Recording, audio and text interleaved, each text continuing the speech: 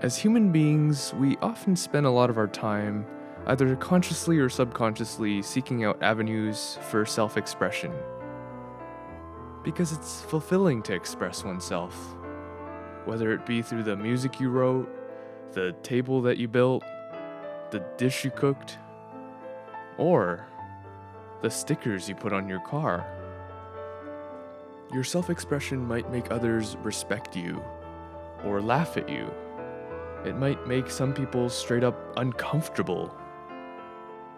But does that matter? I like the stickers on Nick's 2001 Mazda Miata. I didn't like the fact that this tuna maki sushi roll has cucumbers in it. But who am I to judge someone else expressing themselves? Some things are lovely because they're an expression of what the artist feels or thinks, not what you think. And that's all right.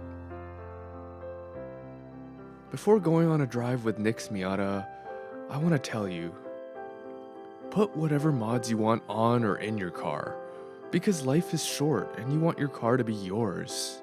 Put whatever watery vegetables you want into the sushi you make, because you're making it, not me with the bitchy palate. Oh yeah, I get to hear this sound again. Oh, that's just incredible.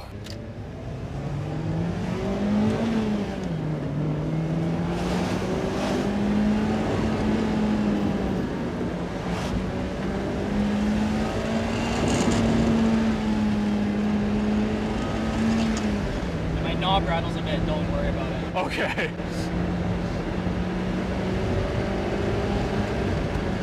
Now it's so fun to just huck around the corners.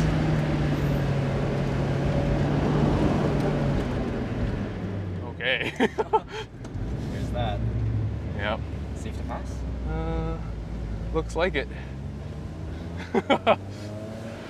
And see, it's not quick enough to get yourself into serious trouble.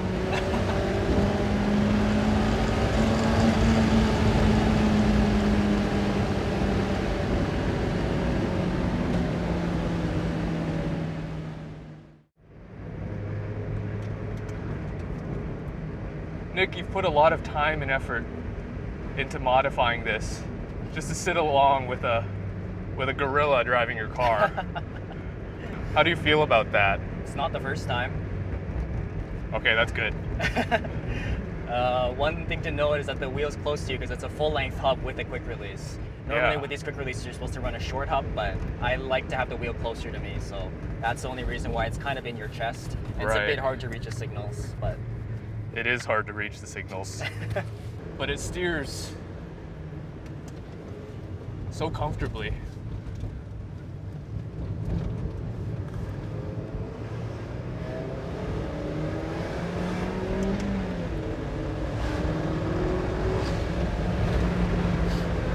I know there's not a lot of power, but that's the fun of it.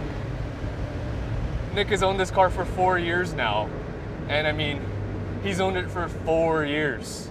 That is a long time to own a vehicle with 115 horsepower and maybe like 105 pound-feet of torque. But it's so enjoyable.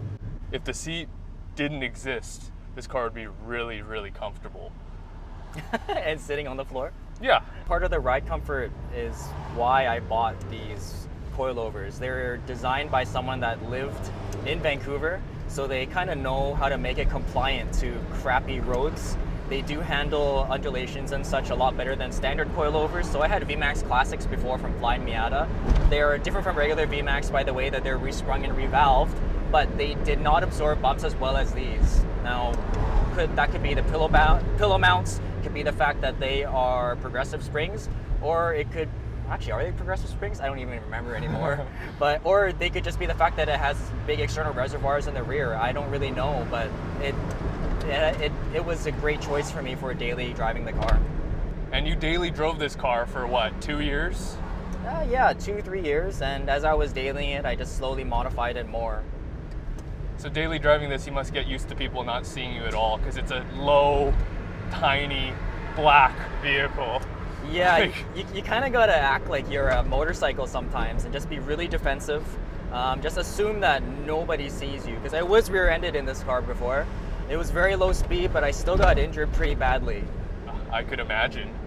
This is not the best car to get into an accident with. Definitely not. But, I mean, it's so nimble that, you know, you probably have a higher chance of avoiding accidents in this thing than in some other vehicles. Yeah. I mean, that's that hydraulic steering rack is partially to play for that. It's you can't really match it unless you're at the upper echelons of electric racks. Yeah. It's really hard to get close to this feeling. I highly agree. This steering is so excellent. And the gearbox, I don't know what you've done to it, if you've done anything at all, but it's incredible. Yeah, so I actually just changed the oil. It got, what did it get? It got Ford Motorcraft oil. Yeah. And this is actually the Miata Roadster 6-speed short shifter. Oh. So it's a bit of a pricier unit. It was about $300 Canadian, but I mean, the 6-speed, it needs it. So coming from a stop, when the AC is on, you actually have to give it more throttle to prevent it from stalling. Yes, depending on the weight of the occupants and the grade of the slope, sometimes it'll stall out on you. Yeah, it's pretty rough, just like this road. And this is really soaking up the disgusting unpaved road. Once again, really that's those coilovers. They're literally tuned for this type of driving. Obviously, they're not going to get you the best lap times as a result of that, but for a dual duty car or one that you're streeting, they're definitely a good choice. Mm-hmm. And Nick, you've tracked this car multiple times, correct? I did. I have a handful of mission days, and I've taken it across the board to the ridge once. Also a handful of autocross on this car, but I mainly had it as a daily driver that I could do something else with rather than having it be as a dedicated, high performance driving vehicle. Owning this car, I don't think it's really suffering. I think it's enjoyable. Like some aspects, obviously, you're not going to be very comfortable in here. It's pretty loud in here. Everything's rattling, but I think that's a bit of the charm behind it. It's going to run every day. It's been super reliable for Nick, and he's driven the absolute piss out of it. Yeah. So I think there's a reason why there's such a cult following behind Miatas, and why generally everyone loves Miatas. Like, they're a bit of a polarizing vehicle because, you either have people who love it, which I would say are in the majority, or you have people who hate it, which I think are in the minority. And I think the people who hate it probably just have never had a tuna roll before. As I hungered for more power in the car, I also hungered for some tuna sushi. So, Nick and I naturally went to buy some sushi. Hello, Nick. Hi. What's going on? We're just gonna eat some tuna rolls. Fantastic. Because this is what your car is. It's a tuna roll. What makes it a tuna roll? It's light. It's a small little package, and it's really raw. Okay. Yeah. Okay. We discussed many topics in his car, including the big elephant in the small Miata, Nick's big fat catback sticker on the rear glass.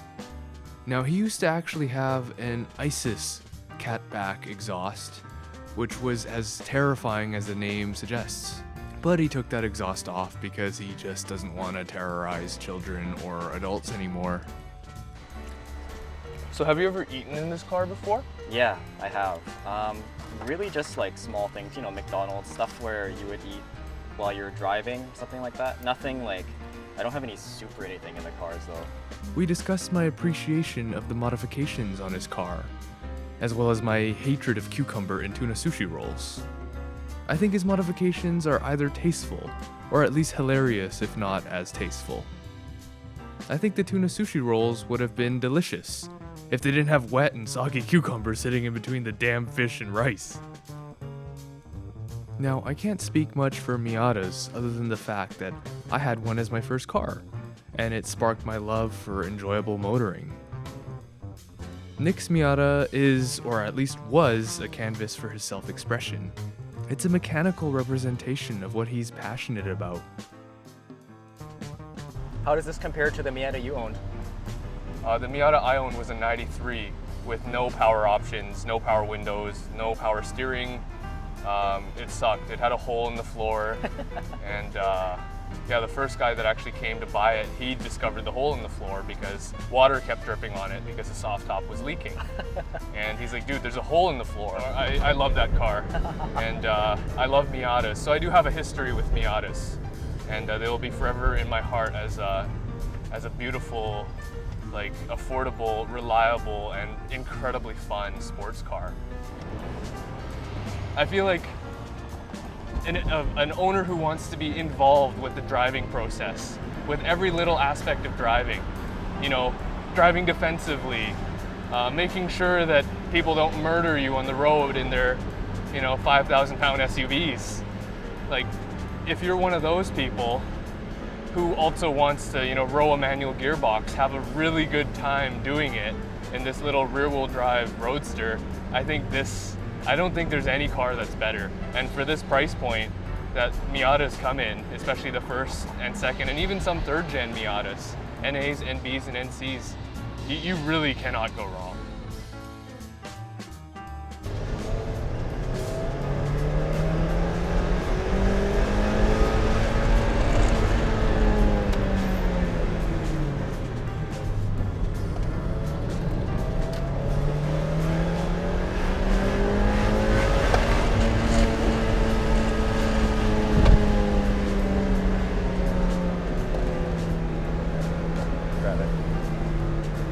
Steering is so amazingly communicative.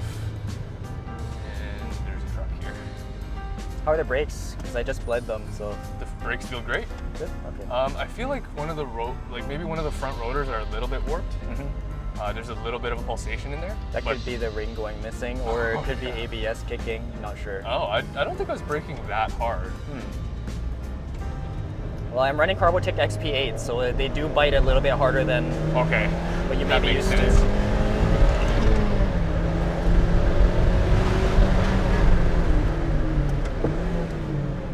And that was my attempt at heel toe downshifting, which I will not reattempt.